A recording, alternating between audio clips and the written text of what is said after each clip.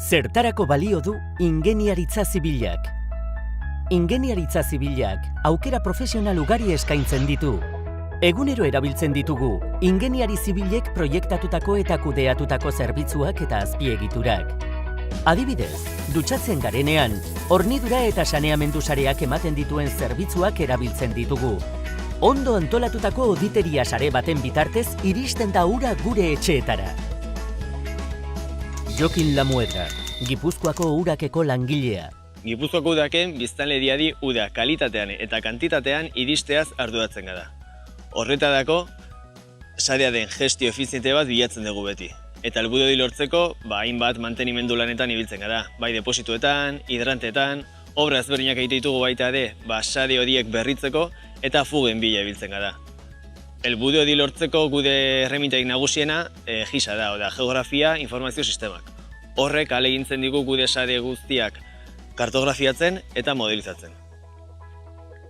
Garraio sarea da ingeniaritza zibilaren beste alorretako bat, edo non aurkitu daitekeena.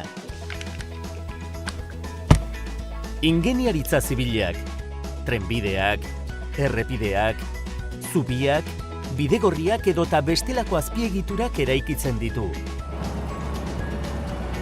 Ezinbestekoa da garraio mota ezberdinak uztartzea mugikortasun arin eta eragikor bat izateko, eta jasangarritasuna bermatzeko. Udane Ansa, Ingartekeko langilea.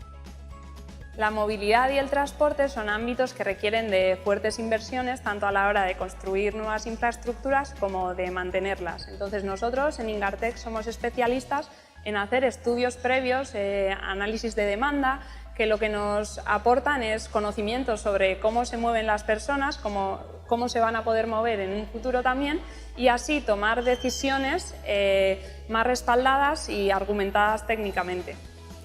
Uno de los primeros proyectos en los que participé dentro de la empresa fue la generación de una herramienta de análisis para un plan de movilidad vertical.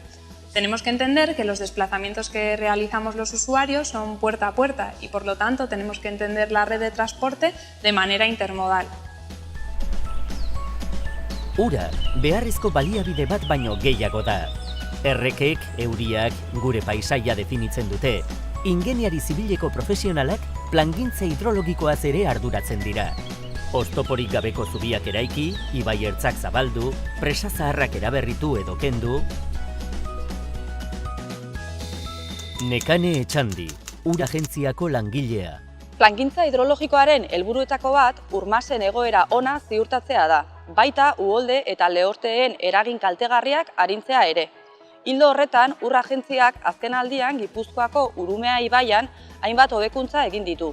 Hemen, Donostian Martuteneko auzo honetan adibidez, ibaiari zabalera handiagoa eman zitzaion eta pasarela eta zubizarra bota eta berriak eraiki genituen altuera handiago batean. Horiek lehen faseko lanak izan ziren. Bigarren faseko lanak berriz 2019 urte honetan hasteko asmoa daukagu.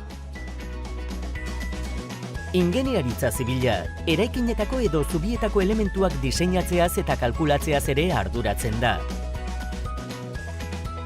Javier Oroz, Moyua eraikuntzako langilea. Un ingeniero civil especializado en estructuras es el que sabe dimensionar y diseñar los sistemas estructurales y sus cimentaciones acorde al terreno en el que se encuentran.